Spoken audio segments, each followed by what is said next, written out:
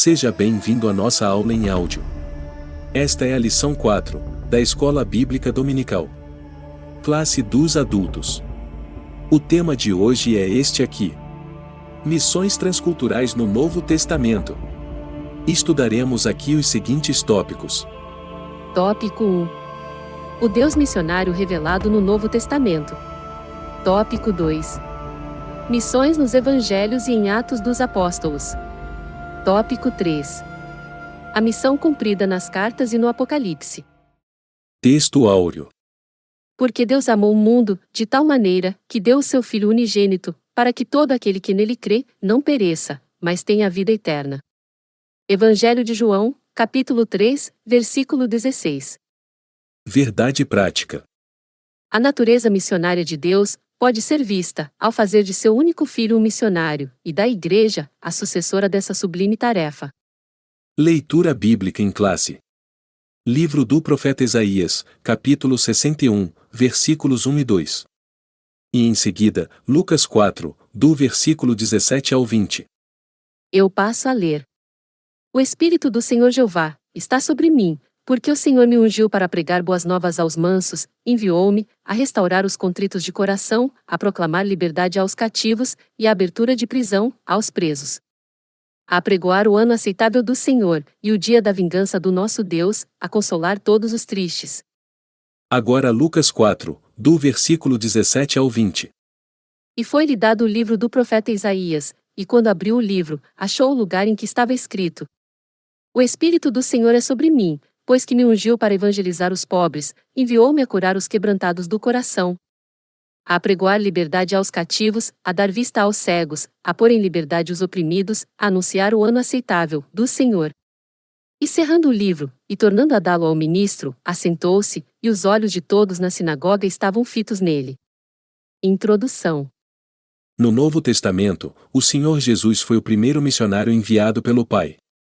Pelo fato de ter sido enviado de Deus, ele trouxe consigo um plano de resgate da humanidade que envolve todos os seus seguidores. Nosso Senhor disse aos seus primeiros discípulos: Vinde após mim, e eu vos farei pescadores de homens. Mateus 4, versículo 19. Por isso, podemos dizer que o Novo Testamento é uma obra de caráter missionário do início ao fim, onde os Evangelhos, o livro dos Atos, as cartas e o Apocalipse são instrumentos de um verdadeiro trabalho missionário. Tópico 1. O Deus missionário revelado no Novo Testamento. Subtópico 1. A Bíblia mostra um Deus missionário. A Bíblia Sagrada, de Gênesis ao Apocalipse, é um livro eminentemente missionário, porque sua inspiração emana de um Deus missionário, aquele que envia. Assim como o Pai me enviou, eu também vos envio. No Antigo Testamento, Israel foi o instrumento usado por ele para alcançar o objetivo divino, mas Israel não o alcançou. Todavia, a partir do Novo Testamento, Deus passou a usar a Igreja para cumprir esse propósito, mostrando ao mundo seu grande e sublime amor. Subtópico 2. Uma perspectiva missionária do Novo Testamento. O ensino do Novo Testamento é totalmente missionário. Pelo fato de o povo de Israel ter falhado no seu propósito missionário, Deus organizou um novo povo, a Igreja de Cristo, para que ela levasse à frente o propósito universal de Deus em redimir o ser humano. Para isso que o nosso Senhor, o Filho unigênito de Deus, foi enviado ao mundo, fazendo-se, assim, o missionário por excelência. Não por acaso, o missionário escocês, David Livingstone, disse: Deus tinha um único filho, e fez dele um missionário. Subtópico 3. A Igreja à luz dessa revelação. À luz dessa revelação bíblica, a de um Deus missionário, nas páginas do Novo Testamento, a Igreja de Cristo tem uma tarefa ainda inacabada, ou seja, anunciar o Evangelho a toda a criatura. Essa tarefa começou em Deus, que enviou o seu Filho com a mesma missão, que passou à Igreja do Novo Testamento, e atualmente, perdura como missão primeira da Igreja, na atualidade. Tópico 2. Missões nos Evangelhos e em Atos dos Apóstolos. Subtópico 1. Nos Evangelhos. De acordo com os Evangelhos, Jesus é o enviado de Deus para salvar e tornar o seu povo uma agência missionária. Seu ministério foi marcado inteiramente por ações missionárias, demonstrando muito amor e compaixão enquanto anunciava a mensagem de salvação para todas as pessoas.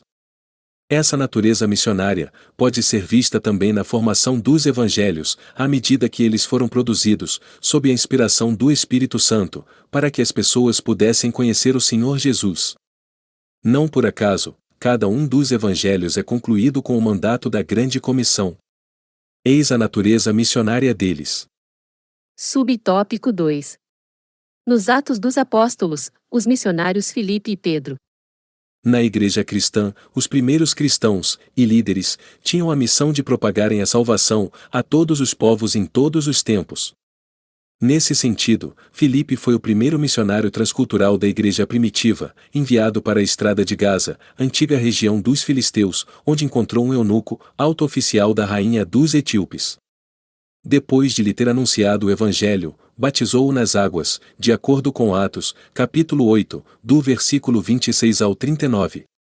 Outro episódio importante foi quando o apóstolo Pedro reconheceu que, para Deus, todos os seres humanos são alvos do amor divino, deixando claro que sua mensagem é dirigida a todas as pessoas, independentemente de sua nacionalidade.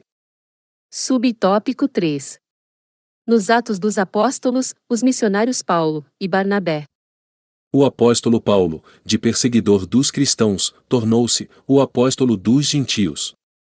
Em Atos, vemos que, através de seu ministério, a primeira igreja estendeu-se a todos os povos, culturas e nações, conhecidos naquela época. Nesse contexto, temos também Barnabé que, após ter sido enviado pelos apóstolos a Antioquia, para pastorear os que se converteram, por meio da pregação dos dispersos de Jerusalém, pela perseguição, foi enviado pela igreja em Antioquia, juntamente com Paulo, pelo poder do Espírito Santo, para o campo missionário.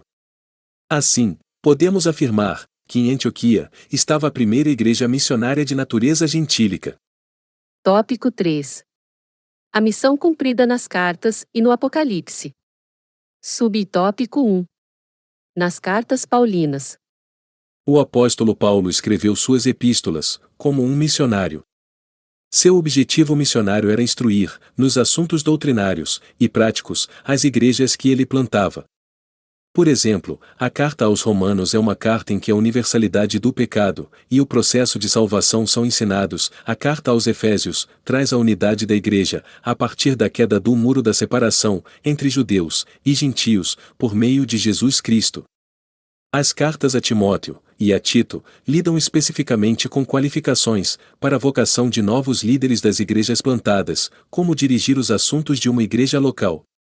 Subtópico 2. Nas cartas gerais. As epístolas gerais dão um forte testemunho sobre missões, como por exemplo, a carta aos Hebreus demonstra a descontinuidade entre a antiga e a nova aliança, enfatizando a nova, como melhor. De acordo com Hebreus, capítulo 7, versículos 19 e 22, a qual, uma vez aceita, a missão de Deus nos levará para o centro da vontade de Deus, para realizar a sua vontade como lhe agrada. A carta de Tiago contém a sabedoria prática para viver o Evangelho de Cristo. E finalmente, as cartas de Pedro asseguram a nossa posição de povo de Deus, e a esperança da vinda do Senhor Jesus. Subtópico 3. No Apocalipse. Nesse livro, o Senhor Jesus revela ao apóstolo João a conclusão da longa jornada e o destino de toda a raça humana. As 7 igrejas localizadas na província da Ásia Menor, nos capítulos 2 e 3, devem ser vistas como igrejas missionárias. Nesse sentido, o apóstolo João relata que Deus se interessa pela salvação de todos os homens. Conclusão. O Novo Testamento mostra claramente a forma pela qual Deus planejou a redenção da humanidade caída, por meio da sublime tarefa missionária. Para esse fim, ele enviou seu único filho que, com preço de sangue, pagou o pecado dos homens de todas as tribos, línguas, povos e nações, constituindo-os seus cooperadores na obra de redenção de toda a criação, decaída e prisioneira de Satanás. Ora, se missões nasce do coração de Deus, ela deve estar no coração de quem ama a obra missionária.